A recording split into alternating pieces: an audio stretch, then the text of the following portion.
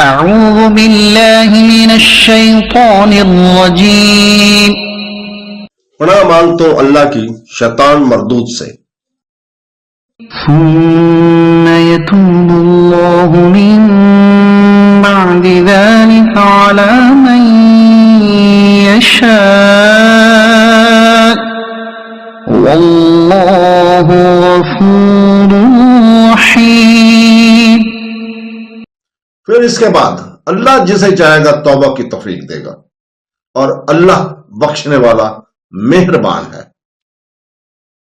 Then Allah will accept repentance after that for whom He wills, and Allah is forgiving and merciful.